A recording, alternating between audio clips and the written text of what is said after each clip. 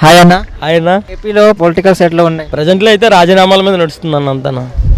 మొన్న చూసుకున్నట్టయితే ఆర్కే గారు కూడా రాజీనామా చేశారు. ఆర్కే గారికి మంత్రి పదవి ఇవ్వలేదనేసి రాజీనామాని బయట టాక్ ఉంది. అది ఎంతవరకు నిజం? బయట టాకన్నా ఆర్కే గారు వచ్చి చెప్పారా? అదే పోనీ రాజీనామా చేసిన అధికార పార్టీ జగన్ గారు చెప్పారా నేను మంత్రి పదవి ఇవ్వలేదని ఆర్కే రాజీనామా చేశాడని? కాదు, 40 రకాలుగా మాట్లాడతాయి.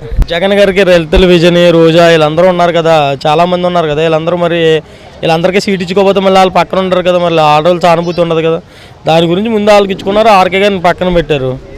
అది కూడా మంగళగిరిలో అప్పట్లో, ఇప్పుడు మళ్ళీ టీడీపీలోకి వస్తున్నారు. అది వాళ్ళు ఎన్ని మాట్లాడుకున్నా రాజీనామా చేశాడంటే మంత్రి పదవి గురించి ఒకటే కాదు, ఇప్పుడు ఏ ఎమ్మెల్యేకైనా గుర్తింపు ఉందా, ఎంపీకి గుర్తింపు ఉందా లేదు, ఒక ప్రెసిడెంట్కి గుర్తుందా, గ్రామ సర్పంచ్కి గుర్తుందా లేదు, వార్డు నెంబర్కి గుర్తుందా లేదు. ఇన్నాళ్ళు ఒక వార్డు నెంబర్ అంటే ఆడి దగ్గరికి వెళ్తే పలానా పని, ఈ పని కాకపోయినా ఆ పని అని చేస్తారా బాబుని. ఇప్పుడు వార్డు నెంబర్నే దేగితే లేదు. అంటే దీన్ని బట్టి అర్థం చేసుకోవాలి, జగన్ దగ్గర అలాగే కదా, గ్రామ సర్పంచ్లే రాజీనామా చేసిపోయారు అందరూ ఎప్పుడో. అటువంటిది మరి ఇప్పుడు వీళ్ళందరూ రాజీనామా, అంటే ఎలక్షన్ దగ్గరలోకి వస్తున్నాయి కాబట్టి అందరూ ఇంకా వస్తారు బయటికి. అంటే ఆర్కే గారు మళ్ళీ టీడీపీలో వెళ్ళే అవకాశం ఏమైనా ఉందంటారా? 100% ఉంది. 100% టీడీపీలోకి వెళ్ళే అవకాశం ఉంది. 100%. టీడీపీలో వెళ్ళకపోతే ఇండిపెండెంట్గా పోటీ చేసే అవకాశం ఏమైనా ఉందంటారా? ఇండిపెండెంట్గా అంటే అయితే ఉండదన్న. 100% టీడీపీలో జాయిన్ అవుతారు. 100% అతను టీడీపీలో జాయిన్ అయ్యి టీడీపీ నుంచే పోటీ చేసే అవకాశం ఉంటుంది. అంటే మనం చూసుకుంటే అదే నియోజకవర్గం నుండి లాస్ట్ టైం వచ్చేసి మన లోకేష్ గారును ఆర్కే గారు ఇద్దరు పోటీ చేశారు. సో అక్కడ కొన్ని కారణాల వల్ల లోకేష్ గారు ఓడిపోవడం జరిగింది. సో ఇప్పుడు మంగళగిరి నుంచి ఎవరు పోటీ చేయబోతున్నారు? ఆర్కే గారు పోటీ చేస్తారన్న 100%. ఎందుకంటే ఆర్కే గారు ఎన్నాళ్ళు ఆల్రెడీ పోటీ చేశారు. ఇప్పుడు అతనికి ప్రజా పరిపాలన చేద్దామని వచ్చాడు. అతను ఏం చేశారు, జగన్ తొక్కేశాడు. ప్రజా పరిపాలన చేస్తుంటే అది ఇది అని చెప్పి ఇలాగని చెప్పి గొడవలు పెట్టాడు. అతని ఎమ్మెల్యే అయినా సరే, అన్ని మండలాలు అతని కింద చేతులు ఉన్నా సరే, ఇతను సీఎం మాట ఆలకించాలి. ఎంత దాకా ఆలకించాలి? ఆ మండలం అభివృద్ధి లేక, నియోజకవర్గం అభివృద్ధి లేక ఇలా కూడా ఇప్పుడు నియోజకవర్గం అభివృద్ధి లేకపోతే ఆ నియోజకవర్గంలో ఓట్లు అడగడానికి వెళ్తే ఎలాగుంటుంది? రాళ్ళు పడతాయి, కోడిగుడ్లు పడతాయి, చెప్పులు పడతాయి, బోళ్ళు పడతాయి, ఆల్రెడీ పడతాయి అందరికీ. అటువంటిది అప్పుడు ఇంకేంటి మరి? అది చూసుకుంటే మన ఏపీలో సిట్టింగ్ ఎమ్మెల్యేలకు ఛాన్స్ ఇచ్చే అవకాశం ఉందని చెప్తున్నారు జగన్ గారు. ఇప్పుడు ఏదైతే ప్రస్తుతం ఉన్నారో వాళ్ళ నిల్చోబెడితే ఓడిపోయే పరిస్థితి కనిపిస్తుంది. అందుకే సిట్టింగ్ ఎమ్మెల్యేకి ఛాన్స్ ఇస్తామనేసి వస్తుంది న్యూస్. ఇది వర్కౌట్ అవుతుంది అంటారా ఈ లాజిక్ కూడా వాళ్ళకి? కాదన్న, ఇది సిట్టింగ్ ఎమ్మెల్యేలకు ఇస్తాం, అది ఇస్తాం, ఇది ఇస్తాం కాదు. ఇప్పుడు ఏంటంటే ఇన్నాళ్ళు ఎమ్మెల్యేలు పోటీలు చేసిన వాళ్ళు ఇప్పుడు దాకా వాళ్ళు డబ్బులు వాళ్ళు దండుకున్నారు, జగన్ దగ్గర సీటు కొనుక్కున్నారు. మొన్న ఒక పేటీఎం బ్యాచ్ ఒక పోస్ట్ పెట్టారు, ఏంటంటే చంద్రబాబు నాయుడు దగ్గరికి వెళ్ళాలంటే 20 కోట్లు ఉండాలి ఎమ్మెల్యే సీట్కి, ఎంపీ సీట్కి అయితే 50 కోట్లు ఉండాలి, పవన్ కళ్యాణ్ దగ్గరికి వెళ్ళాలంటే 100 కోట్లు ఉండాలి ఎమ్మెల్యే సీట్కి కావాలితేనని. అంటే 100 కోట్లు ఇచ్చి అమ్ముకుండి ఎలాగ అనుకుని అంటే డబ్బే పంచమంటాడు కదా పవన్ కళ్యాణ్. లాస్ట్ టైం ఓడిపోడు కదా, డబ్బు పంచకన్నా రాజకీయాల్లోకి వస్తామంటున్నాడు కదా. దాని గురించి ఇప్పుడు ఏంటంటే కొత్త వాళ్ళు ఇంకా ఆఫర్ పెంచారు కాబట్టి జగన్ ఏం చేస్తున్నాడంటే అది మన మీదకి రాకూడదని ముందు వేరే ఎమ్మెల్యే క్యాండిడేట్లు ఎవరెవరు అయితే డబ్బులు ఇస్తున్నారో, బ్యాగులు పంపుతున్నారో వాళ్ళకి మాత్రమే టికెట్లు ఇస్తున్నారు. ఏలో కూడా డబ్బు ఇవ్వడానికి జంకుతున్నారు. ఈసారి ఎలాగ చేశాడు, మళ్ళీ ఈసారి వస్తే మొత్తానికి ఏముండదని చెప్పి దుకాణం సర్దుకొని పోవాలి, అసలు జనంలోకి వెళ్ళడానికి కూడా ఉండదు అని చెప్పి ఇప్పుడు ఏం చేస్తున్నారంటే ఏలో కూడా డబ్బు మీ సీటుకి డబ్బులు ఇవ్వలేమని రాజీనామా చేసి వచ్చేస్తున్నారు. జగన్ గారి సభలో మన తెలంగాణ బరిలెక్కకు వచ్చిన ఓట్స్ కూడా పవన్ కళ్యాణ్కి రాదు అనేసి స్టేట్మెంట్ పాస్ చేశారు. పుత్రుడికి లేదు అనేసి కామెంట్ చేశారు. ఈ కామెంట్స్ మీద మీ అభిప్రాయం ఏంటి? జగన్కి ఫస్ట్ ఆఫ్ ఆల్ సిగ్గు ఉండాలి, చాలా సిగ్గు ఉండాలి. ఒక ఆడాలి ఎదవ కాబట్టి ఆడెక్కడ పోటీ చేయలేకపోయాడు.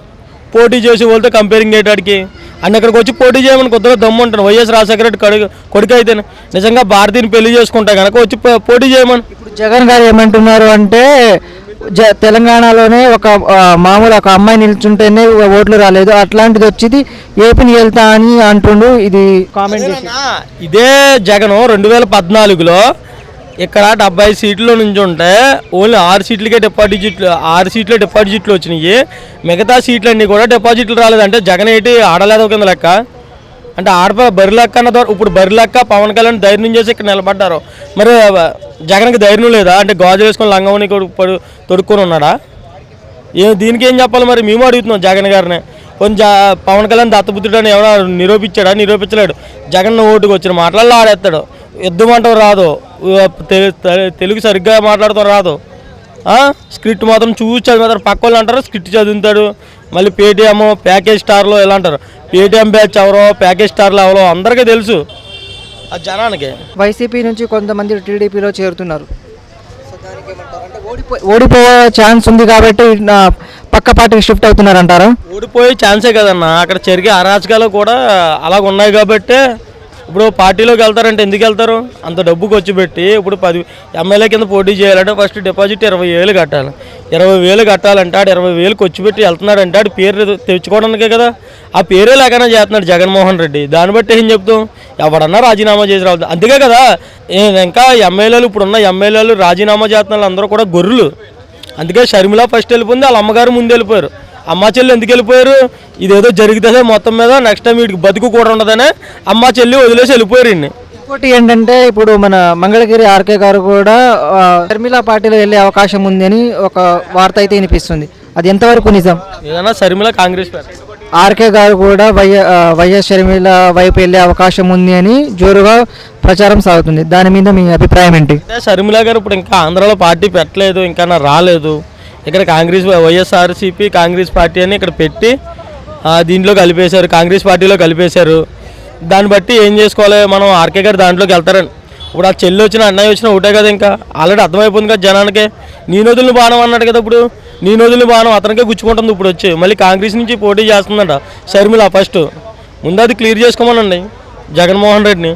తర్వాత మిగతా సీట్లు ఎవరు ఎన్ని సీట్లు పోటీ చేస్తారో, ఎవరు సింగల్గా వస్తారో, ఎవరికి ఎన్ని ఓట్లు వచ్చినాయో తర్వాత చూద్దాం.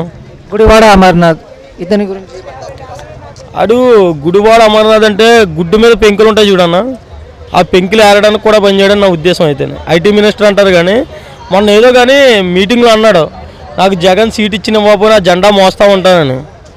జెండా మోస్తామంటే ఏం చేస్తాడు? జెండా మోసి ఇప్పుడు దాకా తిన్నాడు, జెండా మోస్తాడా? రేపు పొద్దున్న పలానా దిక్కున ఆ ఈదులోనే డ్రైనేజ్ రిపేర్ ఉంటుంది, అది ఏమైనా చేస్తాడా? ఇప్పుడే చేస్తలేదు, అప్పుడు ఏం చేస్తారు?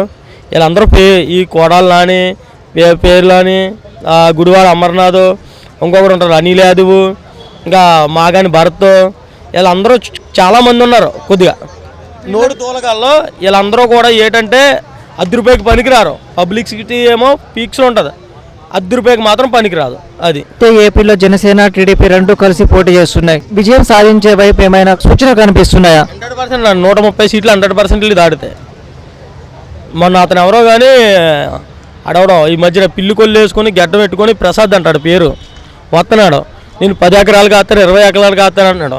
జగన్ నిజంగా పేటీఎం వేస్తాం మానేస్తాడు, తినడానికి కూడా మెతుకులు ఉండవు ప్రసాద్ గడికి. ఆడొకడు నాగేష్ గడు ఒకడు, ఆడెవడో బట్టతాలు వేసుకొని ఒకడు వస్తాడు, ఈ స్క్రీన్ పెట్టుకొని వెనకాల స్క్రీన్ పెట్టుకొని వీళ్ళందరూ పేటీఎం బ్యాచ్ మాట. అంటే ఆ జగన్కి సోషల్ మీడియా కింద వర్కర్స్ చేసే బ్యాచ్ మాట. వీళ్ళందరూ అంట నేను 20 ఎకరాలు కాస్తాను 30 ఎకరాలు కాస్తానండి. ఒక కోటు వేసుకొస్తే డబ్బు ఉన్నవాడు కాదు. ఈ మధ్యన ఇప్పుడు ప్రతి ఒక్కడే వేసుకుంటున్నాడు కోటు, ప్రతి ఒక్కడే వేసుకుంటున్నాడు. కుర్చీ తాతనే ఏముంది, ప్రతి ఒక్కడే వేసుకుంటున్నాడు. కుర్చీ తాత కన్నా ఇంకా కుర్చీ తాత ఇంకా యూట్యూబ్లో ఫేమస్ అయ్యి ఆడిడు కొనివ్వచ్చు. అంతకన్నా దారుణంగా రోడ్డు మీద మామూలుగా అడుక్కునే వాళ్ళు కూడా, అంటే అనకూడదు, అడుక్కునే వాళ్ళు కూడా వేసుకుంటున్నారు అని వచ్చేసి కోట్ వేసుకొని వెనకాల స్క్రీన్లు పెట్టుకున్నంత మాత్రం వాళ్ళు తోపులు కాదు. నిజంగా వాళ్ళ గదుల్లో ఉండి స్క్రీన్ల మీద మాట్లాడడం కాదు, డైరెక్టర్ రమ్మను, డైరెక్టర్ వచ్చి నాలంటితో ఒక్కడితో డిబేట్ కూర్చోమను. ఎంత కొద్దిరోజు ముందో చెప్తారు వైసీపీ ఎవరికన్నా సరే. ఎనీవన్ సైకోస్ అందరూ దిక్కి వెళ్తే ఎలా ఉంటుందంటే కారణం ఏపీ రాజకీయాలను చూస్తే తెలిసిపోద్ది. జనం చచ్చిపోయినా రైతులు నాశనం అయిపోయినా నవ్వుకుంటూ ఉండి పెళ్ళిళ్ళకి కట్టి వెళ్తాడు. ఆర్కే రోజు ఏం చేస్తా, వర్షాల్లో ఎంజాయ్ చేస్తా, షూటింగ్లు తీసుకుంటా, గోడుగులు వేసుకుంటా అవి ఇలా చేస్తూ ఉంటుంది. అలా వాళ్ళకి సిగ్గన్న ఉండాలి, బుద్ధి అన్న ఉండాలి. మిగతా వాళ్ళు ఏం చేస్తున్నారు, వీళ్ళు ఏం చేస్తున్నారు? ఒక్కొక్కరు జనాలను నాశనం అయిపోతే ఆనందంగా ఉంటారు మాట. ఇలా ఏంటంటే వాళ్ళ తప్ప పక్క వాళ్ళు బాగోక్కల బిర్యానీ ప్యాకెట్కి ముందు సీసాలకు పనిచేసే వాళ్ళు తప్ప మిగతా వాళ్ళందరూ జగన్కి వ్యతిరేకంగానే ఉన్నారు. కావాలంటే ఎవరినన్నా ₹1000 సదాగా పెట్రోల్ కొట్టించుకొని హైదరాబాద్ నుంచి ఇక్కడ రాక ర్యాలీ చేయమని, పోనీ ఎక్కడి నుంచి అక్కర్లేదు, శ్రీకాకుళం నుంచి విజయవాడ దాకా ర్యాలీ చేసుకొని రమ్మని. బండ్ల మీద వైసీపీ కార్యకర్తలు ఎంతమంది వస్తారో, జనసేన కార్యకర్తలు ఎంతమంది వస్తారో చూసుకుందాం. ఒకప్పుడు కొడాలి నాని వచ్చేసి టీడీపీ నుంచి వైఎస్ఆర్సీపీ పార్టీలోకి వెళ్ళడం జరిగింది.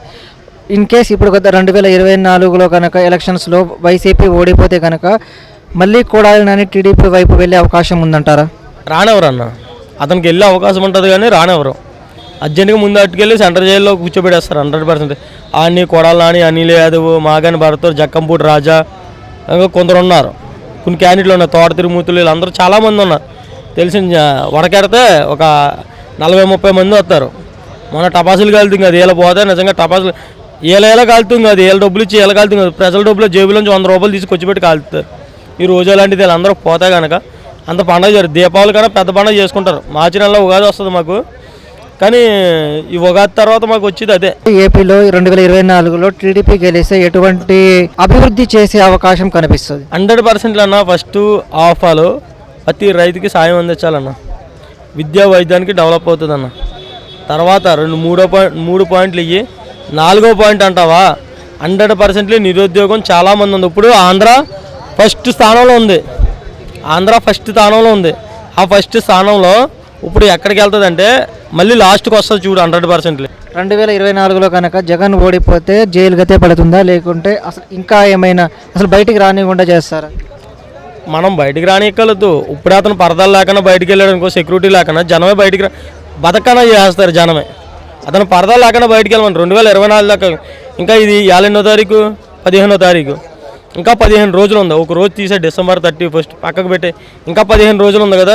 ఈ 15 రోజుల్లో పరదాలు లేకుండా సెక్యూరిటీ లేకుండా తిరగమని, అది పరదాలు లేకుండా జరగమని. అప్పుడు జైలుకి కాదు, ఇప్పుడే జైలుకి వెళ్ళిపోతాడు.